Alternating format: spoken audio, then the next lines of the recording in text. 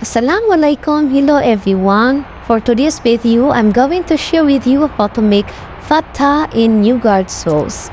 We make this recipe every Ramadan and serve it for breakfast. Commonly, fatta recipe is made of crispy bread and yogurt sauce. Paggawa ng fata, gagamit tayo ng kambing. Yung gagamitin kong kambing, minsan din gumagamit kami ng baka. So, ang gagamitin ko ay kambing. So, nakamarinate na ito ng black pepper, salt, at sweet paprika. So, nimassage ko lang ng mga 5 minutes. Sorry, hindi nakita sa video. Yun, iset aside natin.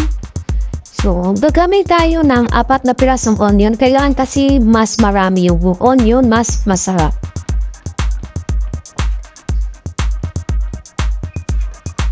Tapos, gagamit din tayo ng mga 4 na pirasong tomato. Nihiwa ko lang ng malalaki dahil i-blender natin ito. And then, lalagyan natin ng bay leaves, beef cube, cloves, cardamom, and cinnamon stick.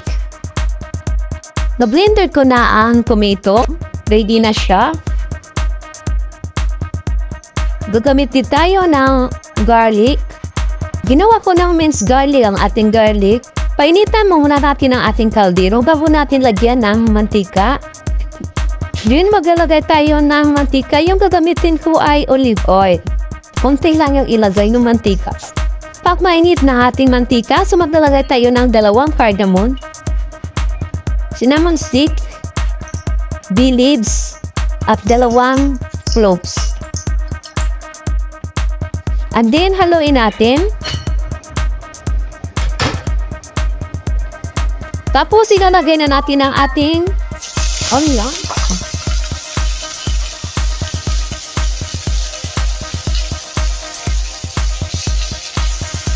And then, igipan natin ang ating onion hanggang sa hindi ma-golden brown.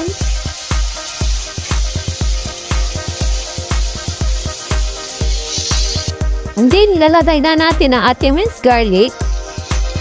And then, haluin natin.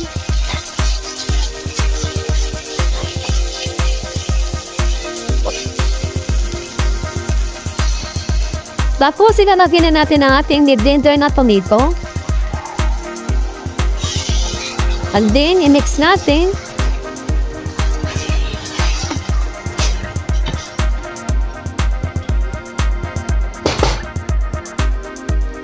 Maglagay tayo ng 1 teaspoon of salt, 1 teaspoon of cumin powder, 1 teaspoon of sweet paprika, maglagay tayo ng beef cube, and then, haluin natin. Para mag-absorb yung mga spices na nilagay natin sa ating ginisang, onion at tomato.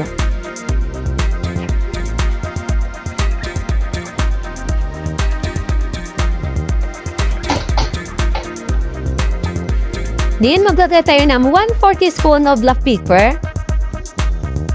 Maglalagay din tayo ng tomato paste.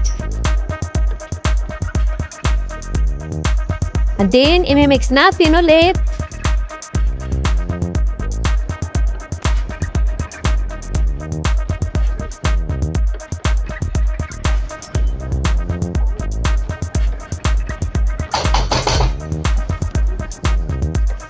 And then, ilalagay na natin ang ating kambing.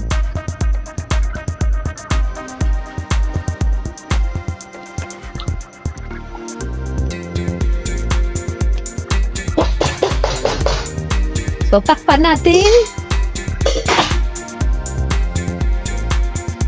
Ito yung gagamitin natin na sa taas ng ating meat. So, yung tawag dito, ito ay bread. Tapos, ang tawag dito ay kubus. So, guguntingin natin. Kasi lalagayin natin sa oven.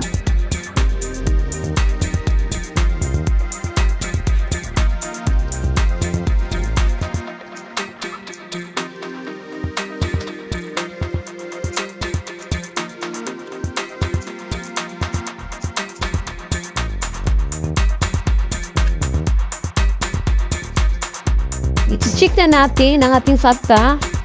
So, ito na siya guys. Medyo nag-dry na yung sauce niya. So, ipa-dry pa natin. Kailangan kasi dry yung sauce niya bago natin i-serve. So, umalis na yung sauce natin sa ating kaldero. Malapit na siya maluto. Pero yung ating kambing ay luto na siya. Yung sauce lang ang kailangan natin ipa-dry.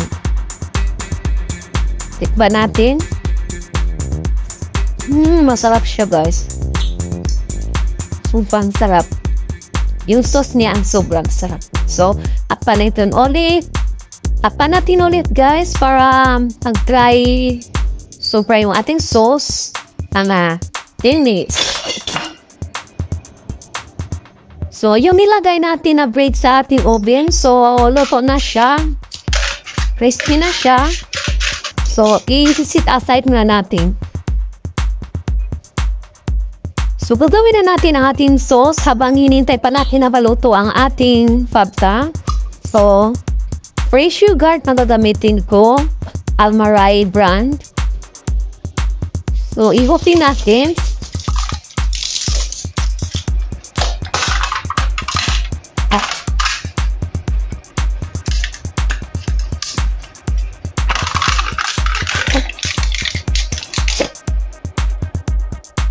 So, ilipat natin sa ating malaking bowl.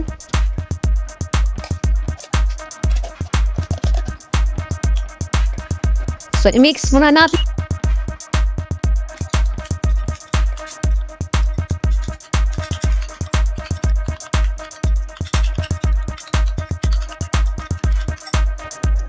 Maglalagay tayo ng half teaspoon of black pepper. Then 1 teaspoon of cumin powder. 1 teaspoon of minced garlic. Then mix natin.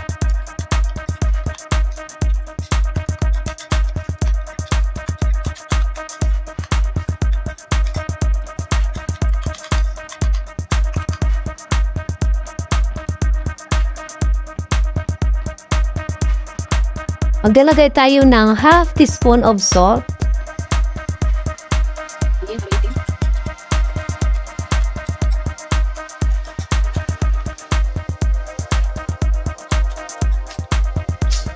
So, ilalagay na natin ang ating blade.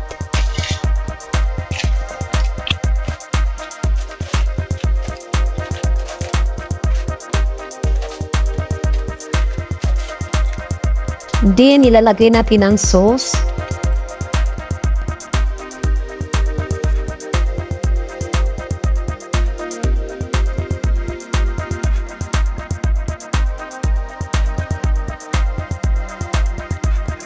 And then, ilalagay natin ang sauce.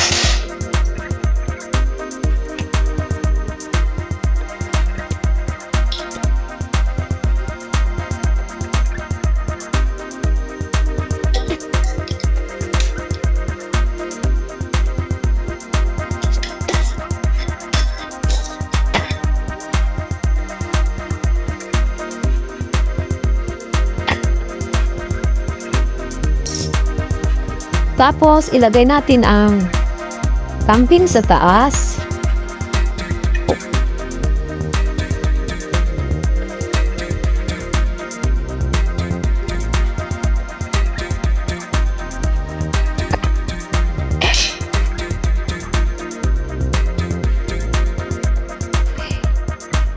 So, tapos na siya, guys.